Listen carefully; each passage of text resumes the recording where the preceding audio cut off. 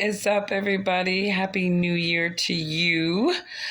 2023. I'm so excited. I'm trying to really focus on some of the things that I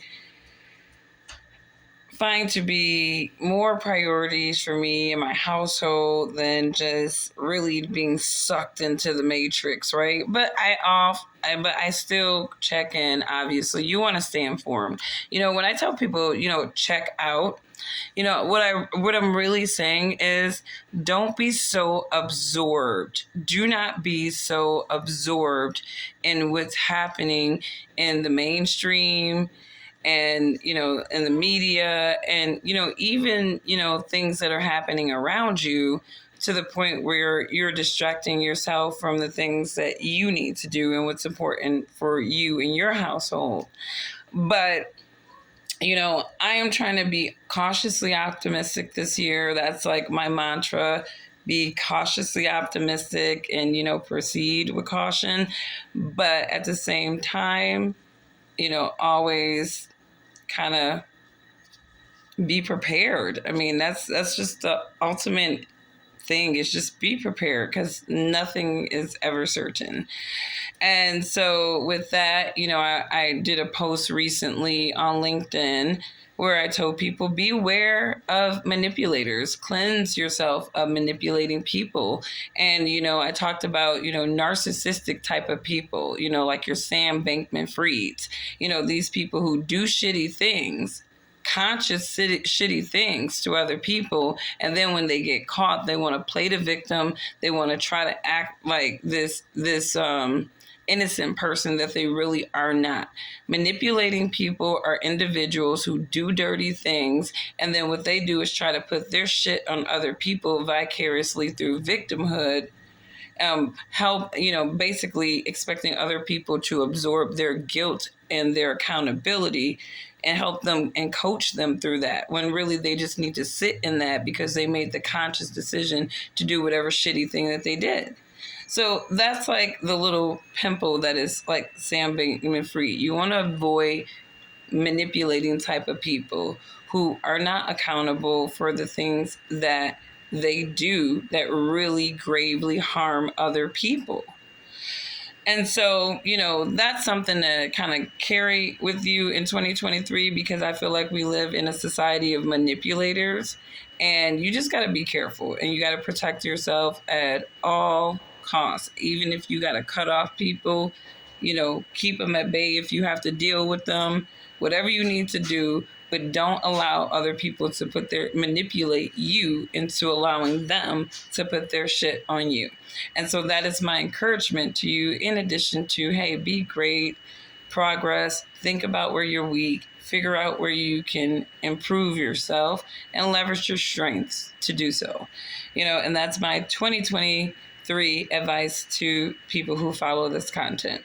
Now, off that, I want to talk about some interesting things that I've observed in the last, week. You got Speaker Kevin McCarthy. I mean, that dude, he must have been, like, one of my followers said that, like, what did he say? He said he needs knee pads and what? What did this man say? It was just outrageous. He said, don't worry, Kevin. He was responding to Kevin McCarthy's post on LinkedIn, right? And he says, like, don't worry, Kevin. He said, you're going to need knee pads and mouthwash. I'm like, oh, my God. But that dude went through 15 rounds, right?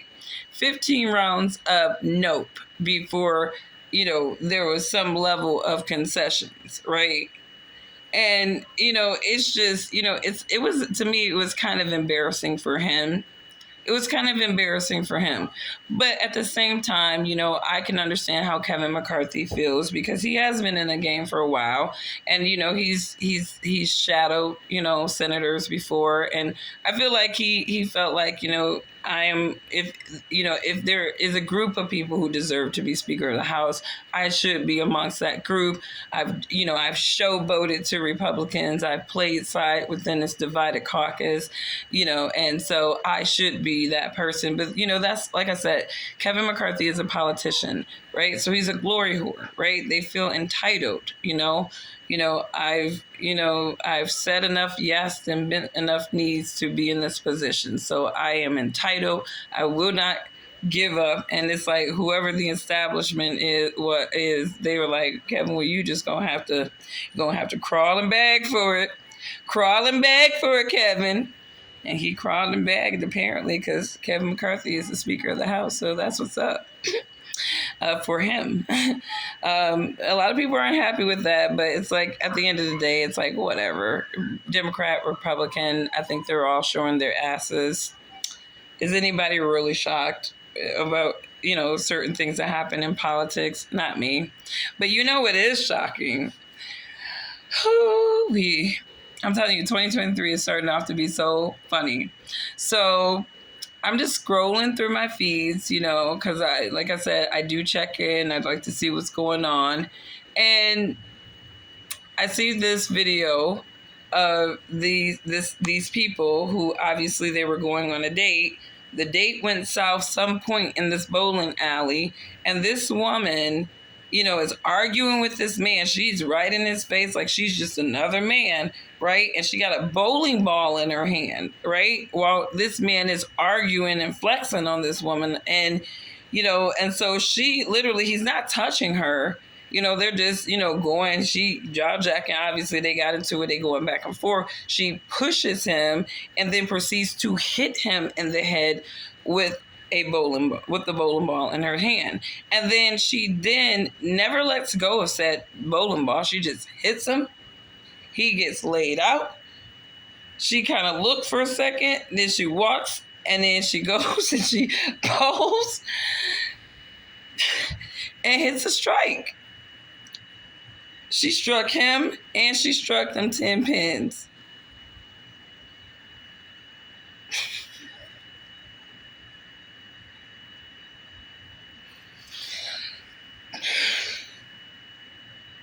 This is not funny.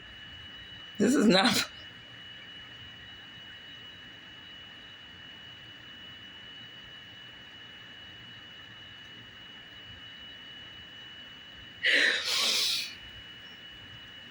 This is not funny. So this woman did this to this man.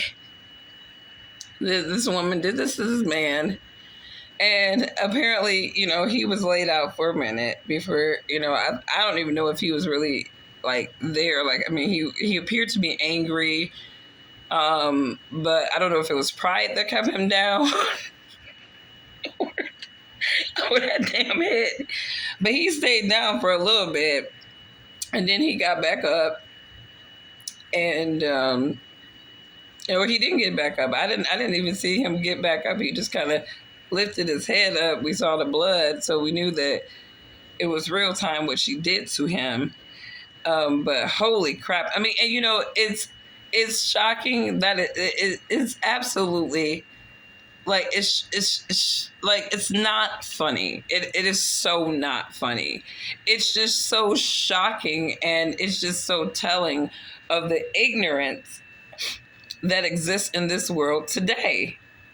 Like, and that is, I think, the underlying point to me sharing this is, you have people who are, riddled with anger, insecurity, and all kinds of things, economic pressures, and, they're very reactive, they're very drastic, and, they have no problem allowing their mind and their temperament to go there. And that just shows you this is a dangerous, dangerous world that we live in, because we have dangerously reactive people who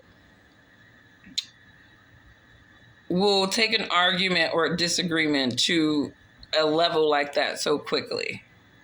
And it is absolutely inexcusable. It's like I said, it's not funny in the broad scheme of things, but it's just like the shit was crazy. It was like, anybody just looked like, like what the hell just happened? Like if I was at that moment, I would just like, and then the bitch turned around and proceeded to hit a strike.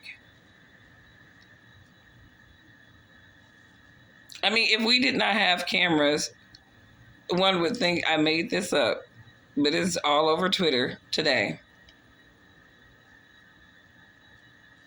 It's crazy. It's absolutely crazy.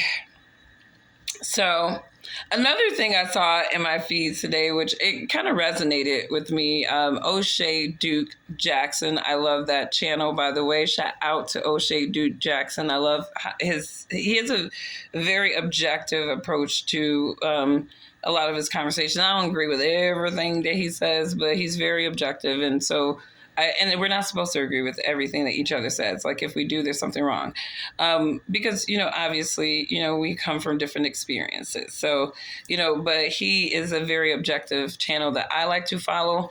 But he covered a story today about Taraji P. Henson, and I think she's around 50, and she said in a recent interview, on Angie Martinez's show, how she felt pressure being an independent woman. And I'm so glad that she said that, because, I think, all during my 20s and 30s, my generation of women was almost conditioned that you don't need a man. You should be an independent woman, and you should, just learn how to do everything by yourself, just because these men are not, just in case these men act a fool, right? And so, I think that, to the point of even Kevin Samuels, there are a lot of women who don't raise their daughters to be amicable wives. They raise them to, be independent drivers, really, before they raise them to be amicable wives. And so you have the situation where women find themselves, and I found myself in that situation too, being one of those women where you find yourself more being competitive with your mate instead of being a partner and building cohesively with them. And it gets to the point where your independence leave you single and alone, and maybe even raising kids after a relationship. And you're trying to, and what happens with successful women, I will say, and I can only speak for women who are living a modest way of living life in terms of being able to support themselves and kind of sustain their household or above. What happens is you get so conditioned into living that lifestyle of independence, and especially if you're a single mom that's on her stuff, you're making money, you're doing your thing you support your kids.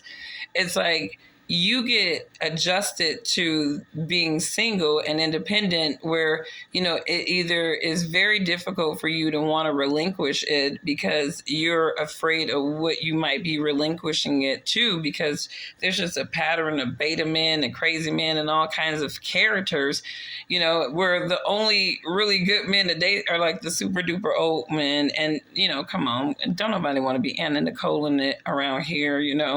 Like I'll be 40 in February. I prefer to date a man that's, in an amicable age for a variety of reasons, just because, I think that as you start aligning older in life, you really do want to think about age. And I did a video previously about age, when you want to start aligning more appropriately to your age group, because again, if you're an older guy chasing younger chicks, right, you're going to slow down sooner than her. And, it may not matter in the, cloud 9 days of the relationship, but it's definitely going to matter at some point during that relationship. And, again, a lot of men, unfortunately, end up divorced and trying to scramble with their retirements because they made these choices so close to their retirement, right? It's like, man, if you are, close to retirement, you need to be, 50 and up. 50 and up.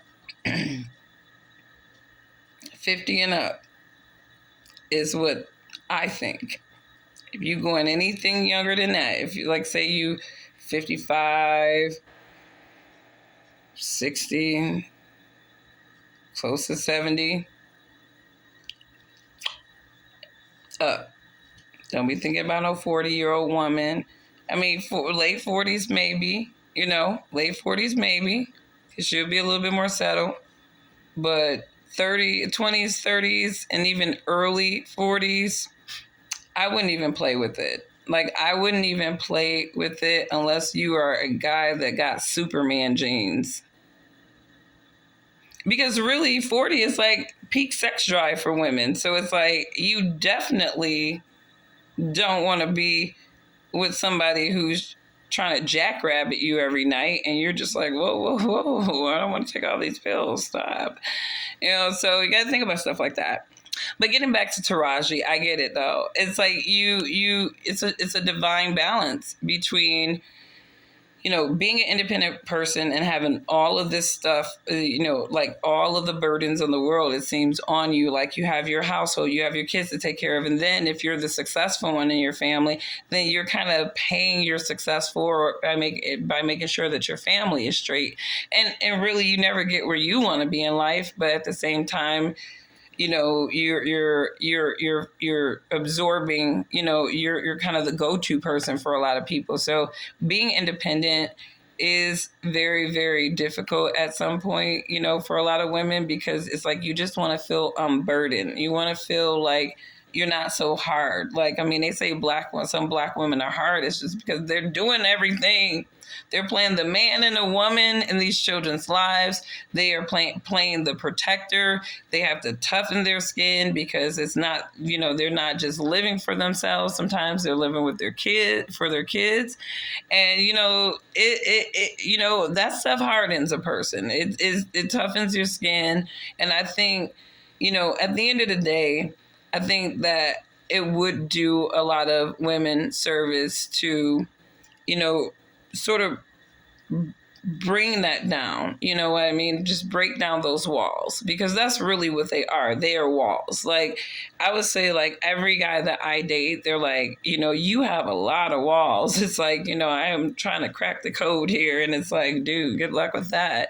It's like, because it's like, I feel like I have a complicated mind sometimes. And, I'm super rational. I'm super balanced. And I read the room so much that I feel like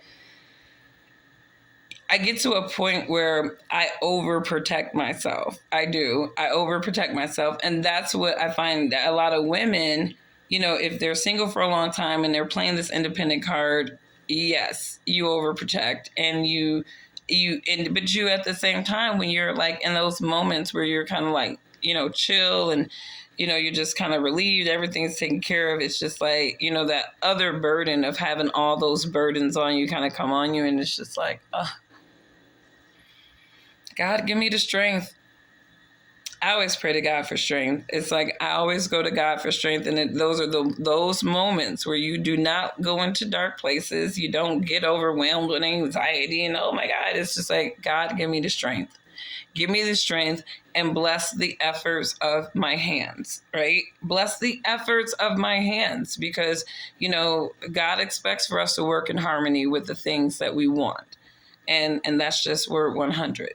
So anyways, you guys, it's going to be an interesting 2023. Shout out to Demar Hamlin. Great recovery.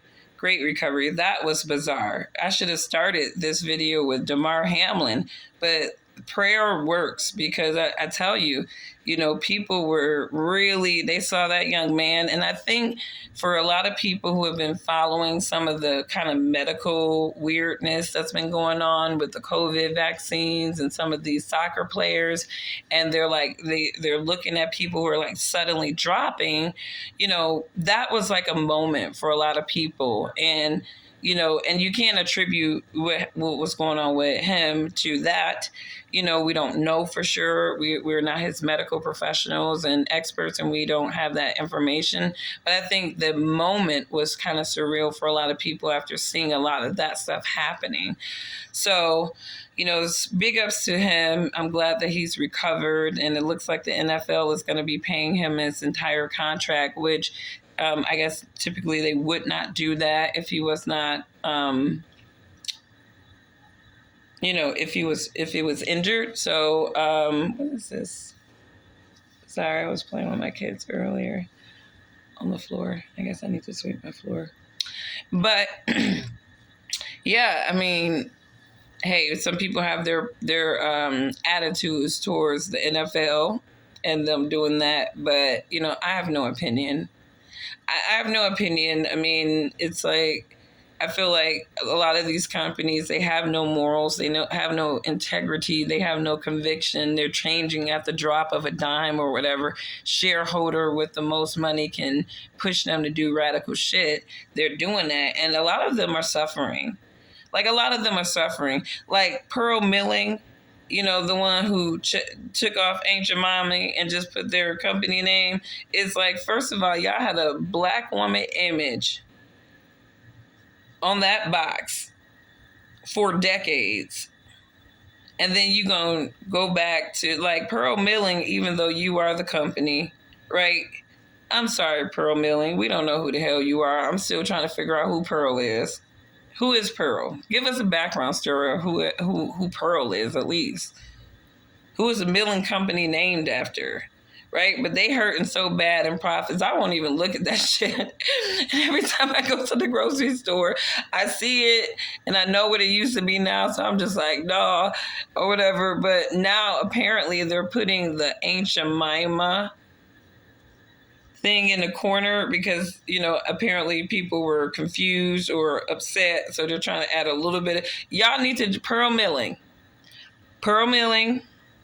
or PepsiCo, whoever owns this brand, just stop the bullshit, get back to normal, say we made a mistake, and say, you know what?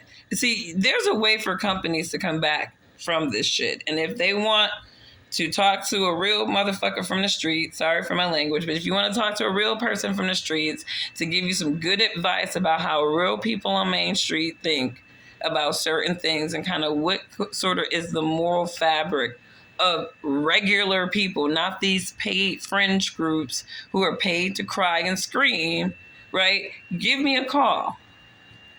Hit me up, send me a message. We'll get you right. I will get you right. And I know a slew of other people that will get you right as well.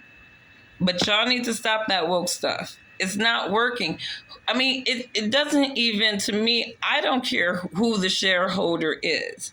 I care about my profits. And who gives me profits? Do the shareholders give you profits or do the customers give you profits? Because if we're living in an age right now where customers are not driving profits, then I'll say, okay, yeah, stay the course. Make your shareholders happy. Shoot. Forget them customers. Forget them. Make your shareholders. We in an age of shareholders matter more than your customers. So if that's the game to play, I mean, shoot, play it and watch the profits go.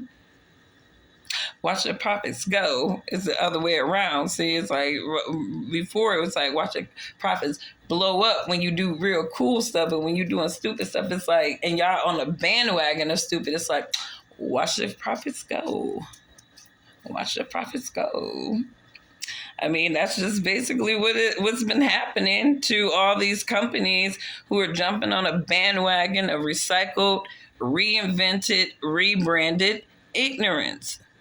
And some of this stuff that they're jumping on a bandwagon with is absolutely dangerous to the people who think that they are involved with it, who have been manipulated into being involved with it.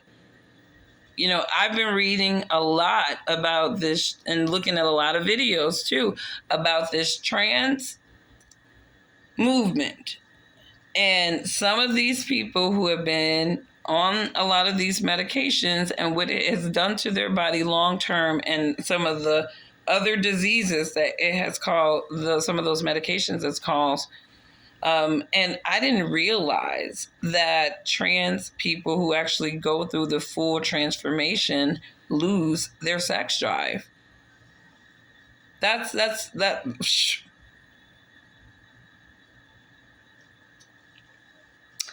I'm sorry.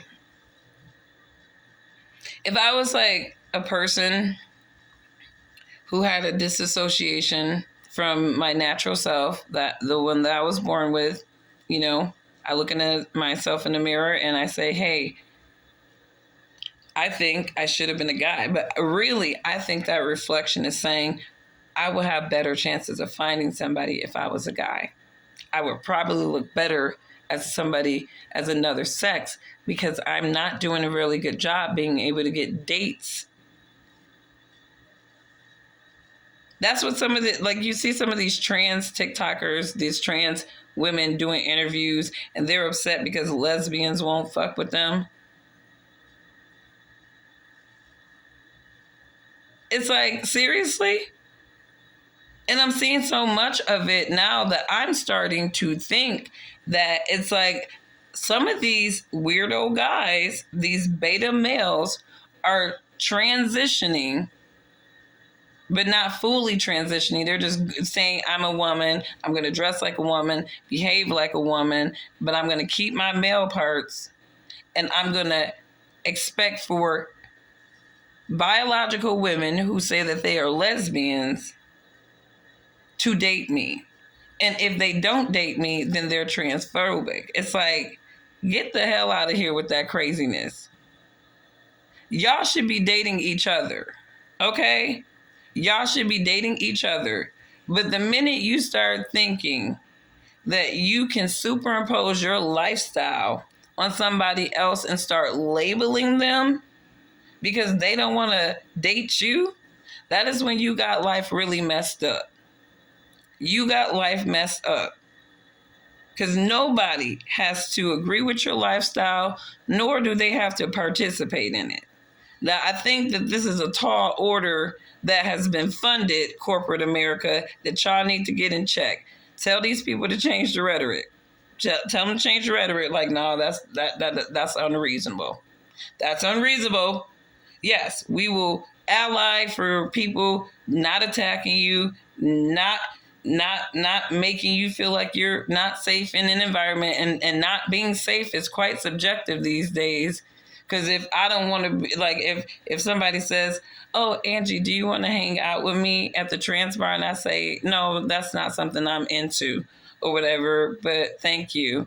And then it's like, and then you go out and then it's like, well, she just completely rejected me. And the way her tone, I just felt unsafe. And it's just like, what? I just told her, no, I don't rock like that. Like, what's going on? So I feel like there's a lot of people who try to use these labels and these terms or whatever to vilify people because they are the one doing the vilifying. These people are the one doing the vilifying. And the fact that you don't want to acknowledge them and treat them the way that they think that they should be treated,